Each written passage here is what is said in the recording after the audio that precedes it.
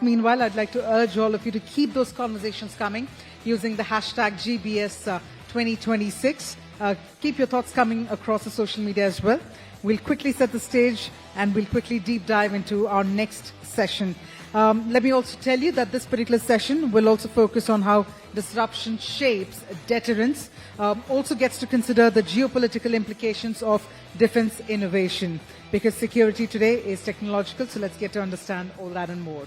My team is set, and I believe the stage is also set. So first up, let me please invite on stage our session moderator.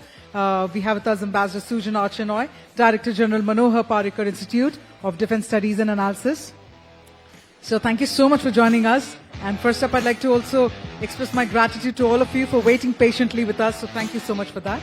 But with that, let's go ahead and invite your speakers and our panelists. Let's do that first up by inviting Dr. Sudhir Mishra, former Director General BrahMos, DRDO.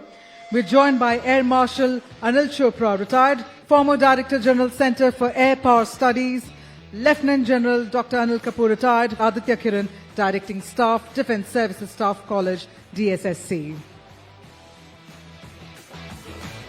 You know, when you have dynamic leaders here on the stage, that warrants for a dynamic round of applause. Come on, let's get the applause coming.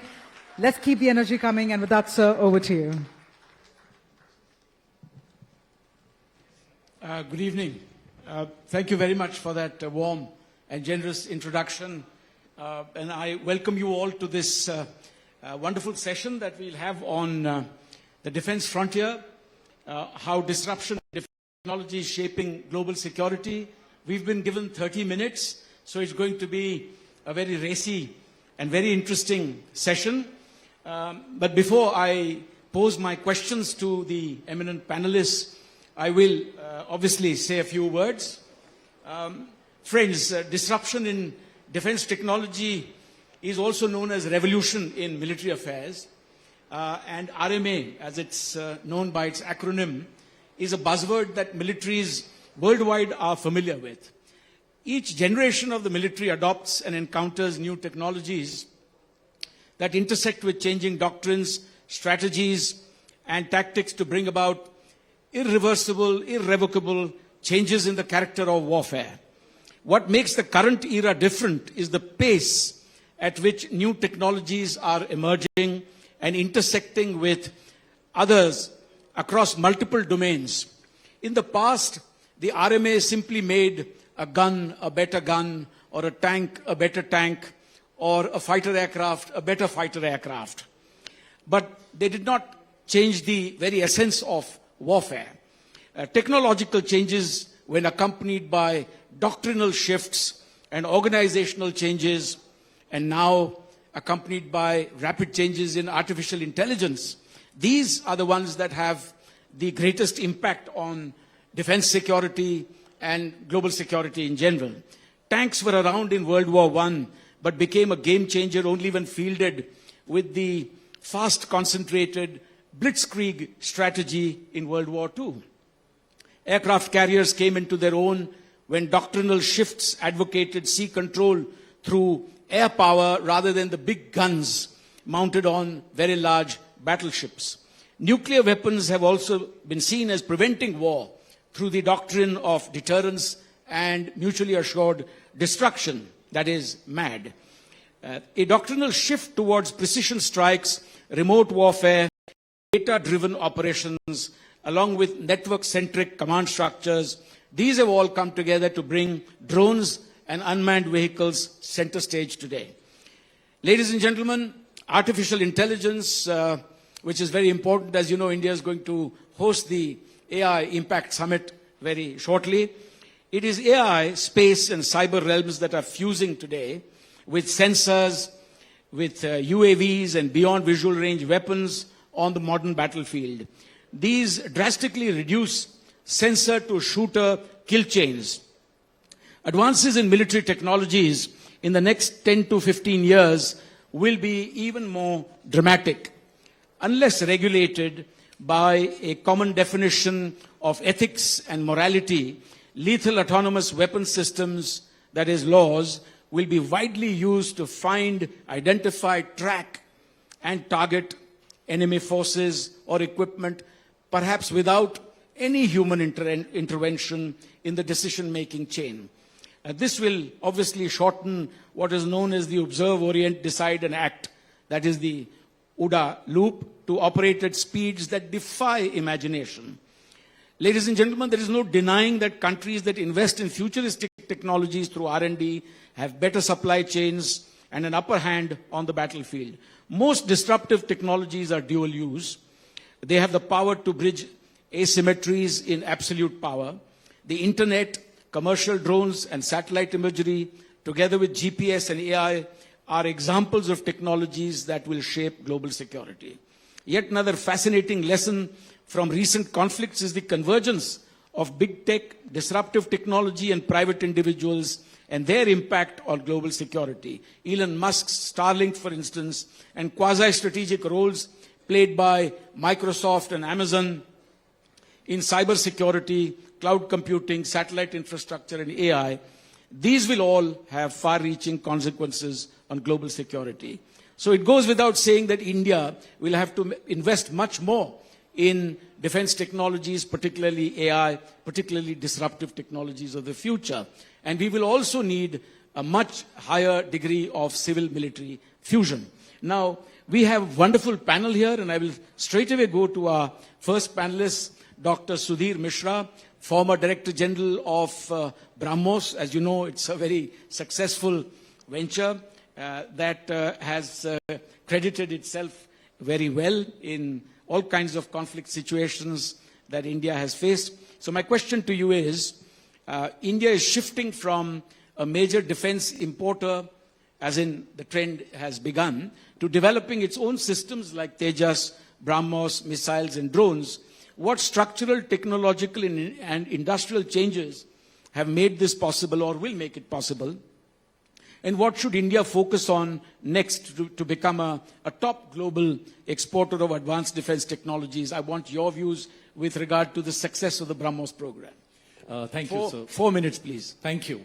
To become a very powerful nation in the defense technology, we need to have design and manufacturing capability, very clear government policies, very top-class marketing team, and of course, the support of government at all the levels. The first thing is, when it comes to the design and manufacturing capability, India is anyway home to one of the biggest cluster of GCCs, and we have a large manufacturing capability in the country. And in fact, when I discuss with the people, they say that we are still operating in the 1 or 2 shifts. We can work 24 hours and manufacture. The second thing, when it comes to the development of the state-of-the-art weapons, if we take Tejas, Tejas has been in the making for the past 30 years due to various reasons. Now, we have already started the design and development of MCA. MCA, some time back, as you know that for Tejas, we have been using the American G404, G414 engine for various versions. But for MCA, the chief of DRDO has stated that if given about 1.2 or 1.5 $1 billion, we can develop our own engines in the time frame of 3 to 5 years. The days of Kaveris are over.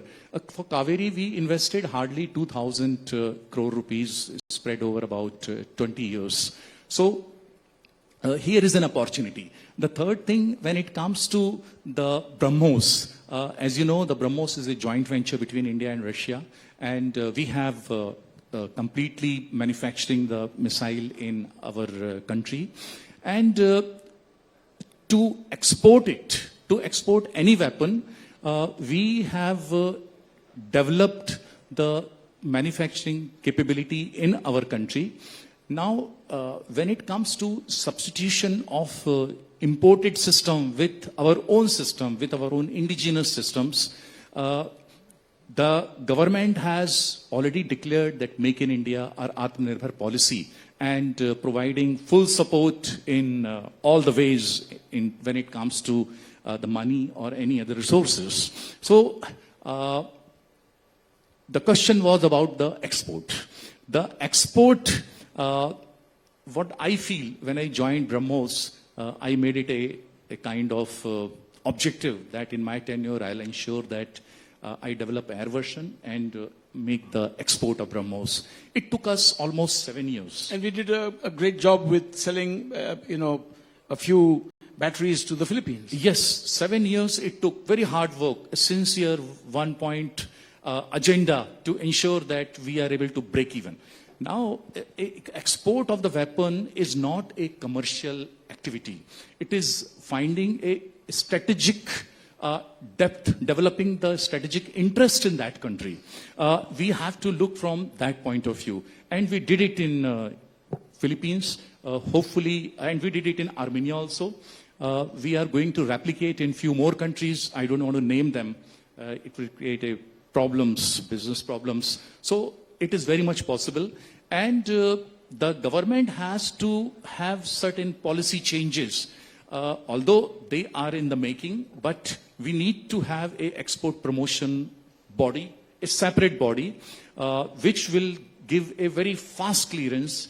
The next thing is the Indian Armed Forces have to induct few of the systems of our private companies, because when it comes to the export, the imported country always asks, is it inducted into the armed forces or not? So I feel that these are the basic requirements. And for BrahMos, I would like to tell one thing, that Shahbaz Sharif is our brand ambassador of BrahMos. The reason is we always maintain 9 targets. And he said that not 9, you hit 11 targets. So it happens very rarely that your enemy says that you hit me more.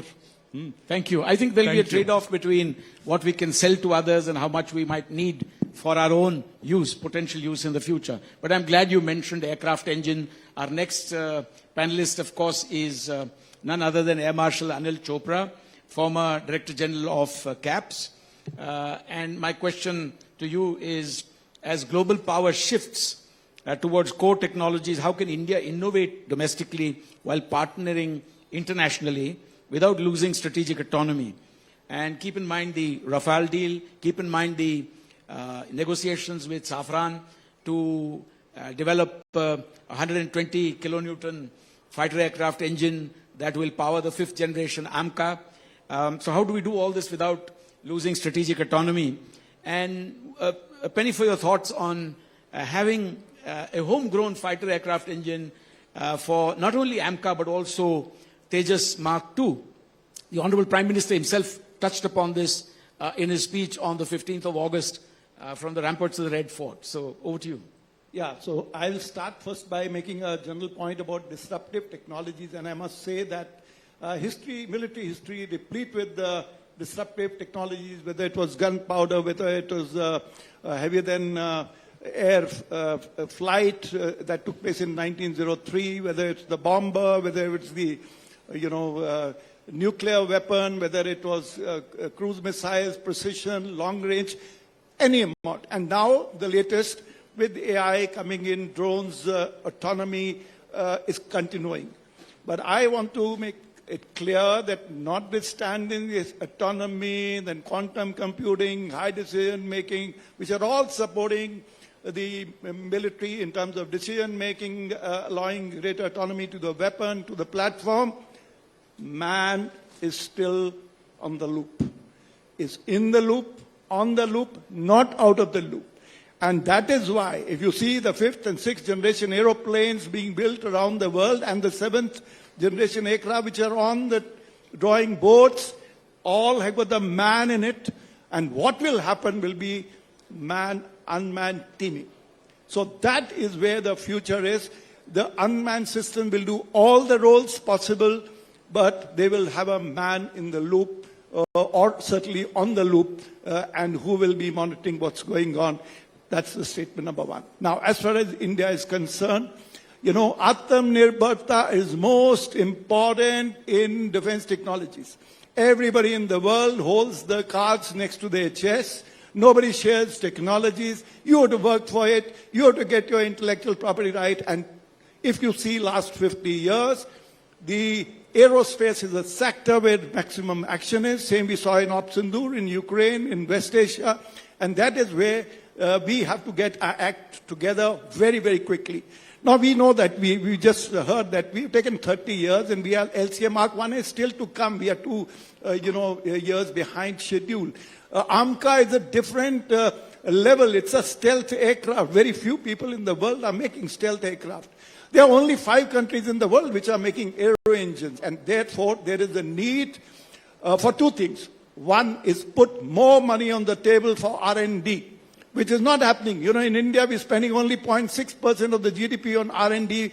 The Chinese are spending 2.6%. The Americans spending 3.6% of the GDP on R&D, and therefore put more money on R&D, whether it's the aero engines or whether it's fast-tracking stealth technologies. And we are now, Elbit, with the Israelis, we are doing radars, missiles, a lot of projects are joint venture. Second is get the Indian private industry. You know, we have been trying to handle the Indian private industry for last 20 years, but only in the last 4-5 years, the DAP 2026 will be released very shortly. The draft is already in public domain, and we are seeking... and in the case of AMCA, if I may interject, HAL has been kind of put out of the loop. Yes. In favor of the private sector. Absolutely. So the government and ADA, DRDO, they were very clear that we have to get some private, you know why? It's easier for private industry to take decisions, to get money, get funding, get technology. It's easier. And no country abroad wants to deal with where for everything they have to walk the corridors of the Ministry of Defense to take clearances from different people, because that's what you have to do in sorry to be defense disruptive, PSU. but it's about good. disruptive technologies also. I'm being disruptive here, you'll pardon me. I move on to Lieutenant General Anil Kapoor, former DG Information Systems and EME. To you, the question is, recent conflicts show how drones, AI, cyber operations and logistics in the broadest possible sense can be decisive. What doctrine, capabilities and procurement should India prioritize to stay effective in both conventional and hybrid warfare? Thank you, Chair. Good evening, everybody. I think it's a privilege to be here this evening. We all are aware of what is happening in the Russia-Ukraine war or in the Middle East. But I'd like to put it in perspective through 4 lenses. The first lens is the connectivity lens. Decision support, I think, initially was a big problem, whether it was Russia or it was Ukraine, because the electronic warfare systems did not allow communications to go through. We had the cyber systems which were live. And then came a phase when technology kicked in and we had better connectivity. There was multi-platform, multi-sensor data fusion, good visibility. Alternate communication systems, including Wi-Fi, Starlinks, were given to some, brought by others, and I think connectivity got assured, and therefore we found a new rejuvenation in Russia-Ukraine war, which is 4 years plus today. Now let's look at the second lens, that is the lethality lens. We all know protection, mobility and firepower have always been in warfare and are instruments of lethality. But here we found a new paradigm in terms of fakes, deep fakes, including the fact that one of the Russians in French was being picturized through a drone going to kill him, and he's pleading, leave me alone. And that was a kind of demoralization that was being brought into the battlefield. And then we had a major disinformation campaign going. So really lethality, information became a very important instrument there beyond others. We also saw unmanned autonomy, we saw loiter ammunitions, and we saw precision strikes happening as we went ahead. And then we had hypersonics and multi-platform, multi-sensor data fusion to get better visibility. But the crux of lethality was that with time, information decision cycles increased, and then they got compressed because of technology. So that is another learning through this lens. So this gets me to the third lens, which is technology. I think there is a huge need to have technology sovereignty with time. If we are 2047 Viksit Bharat, I think technology sovereignty has to stand tall as a pillar in Viksit Bharat. And I'm sure we are doing a lot about it. In this war, we saw technology being created at the edge. A lot of lethality. Look at what Israelis did with mobile instruments just going berserk and almost 1,000 key people getting killed. And you could do this with a lot of innovation. So really, innovation is the name of the game when it comes to technology. But most importantly, technology, I think, is very, very important in warfare today and in foreseeable future. The last lens is sustainability. Given the long-drawn campaigns that we see today, I think strategic resilience is very important, and for that, Atmanirbhar Bharat is very important. And since time is at a premium, I'll pick up some 5 pillars of the doctrine. The first is the whole of nation approach. I think there's no doubt each one of us sitting here are part of future warfare, and we must look at ourselves like that. 30 seconds, please. Okay. The second is Atmanirbhar Bharat. I think it's a great call, great clarion call. I think we all need to participate and look at Gati Shakti from base to edge. The third is technology. I think technology sovereignty.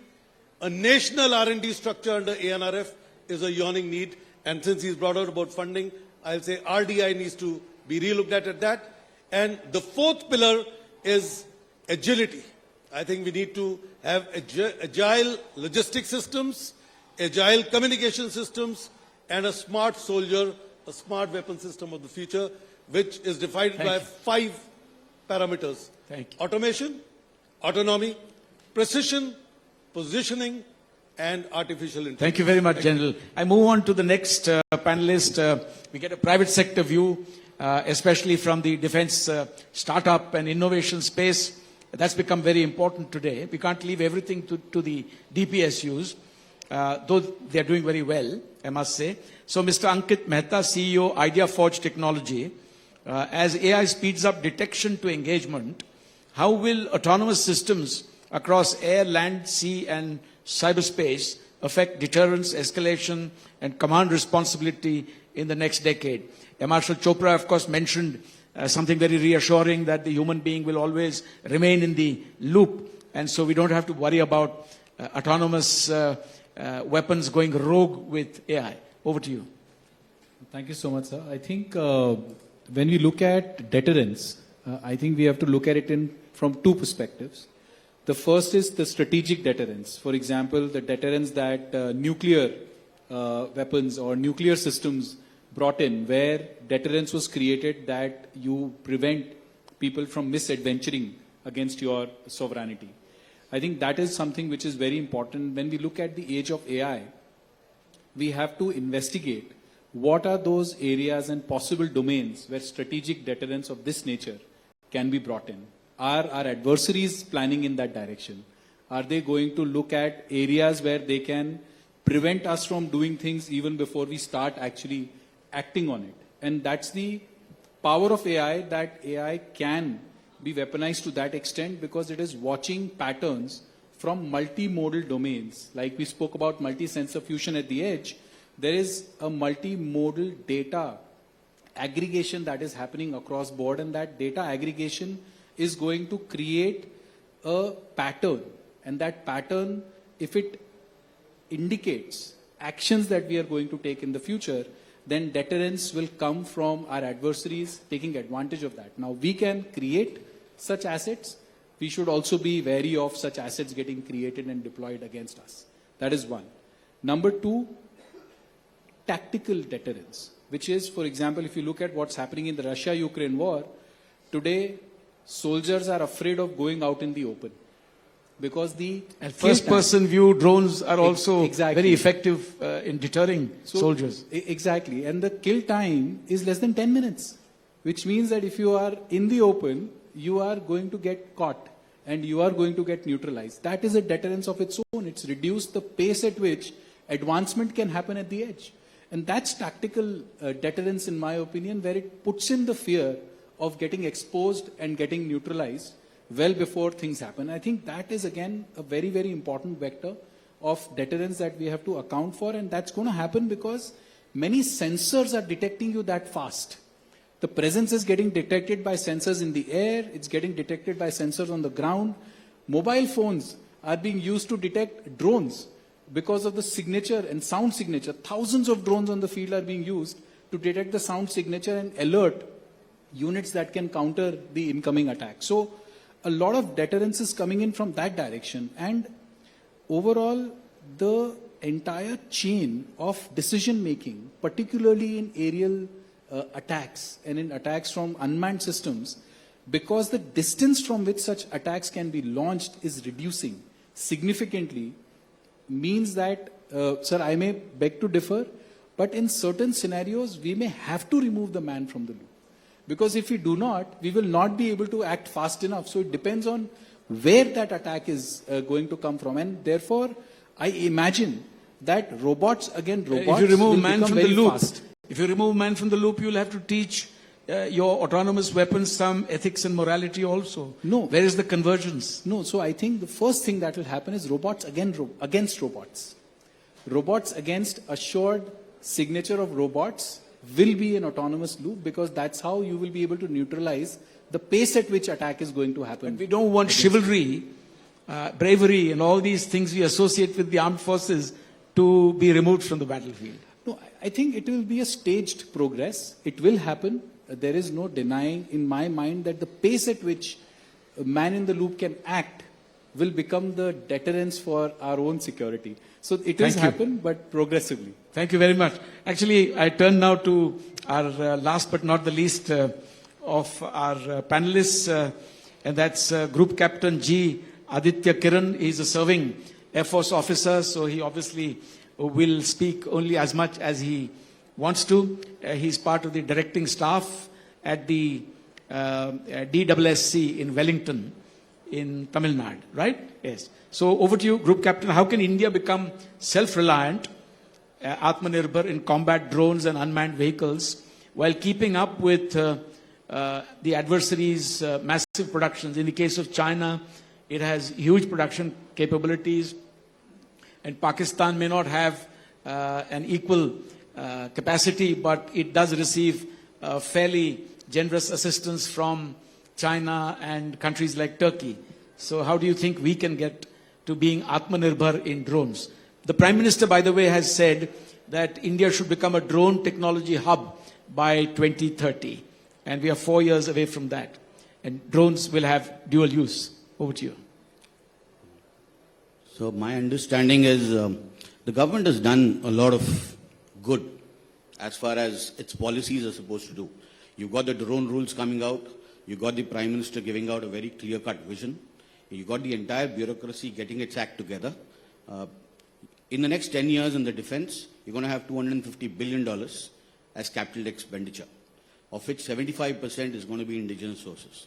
And that's a huge statement by itself. Secondly, more importantly, in 2018, the Indian Air Force came up with the Meher Baba Swarm Drone competition. It was conducted at the approximate budget of 16.5 crores. It has resulted in 20 plus companies getting more than 4,000 crores worth of orders. We've also seen a lot of brain gain happening rather than drain. More than 1,200 plus MTechs have not gone. They're employed by these various drone companies. Where the issue is of the gap is the government has done what it's supposed to do. But has the private industry actually stepped up? When I'm saying private industry, I'm not talking about the manufacturing, startups, etc. I'm talking about the private finance. Today, the cost of finance is so high that even if the government is giving orders, for the startup to actually raise funds and go through the entire working capital cycle and deliver is actually becoming very difficult. But the TDF has been enhanced from 10 crores to 50 crores. So hopefully there'll be more offtake of that funding mechanism. TDF is a development fund. What you need, what these startups need is startup capital. Today, the founder is spending more than 70 to 80% canvassing for financing. So what is required is, can we have banks actually step up and not ask for 140% of collateral to give 100% BG? So if he wants 10 crores, the bank wants him to put down a collateral of 14 crores. That's not possible. So we need the PSUs and the private banks to actually step up. Second is we need the private equity to step in. and start giving low-cost funds, but take equity as collateral. And so if they are able to do one peculiar thing of drone companies and defense companies, working capital is not of 89 days, which RBI stipulates.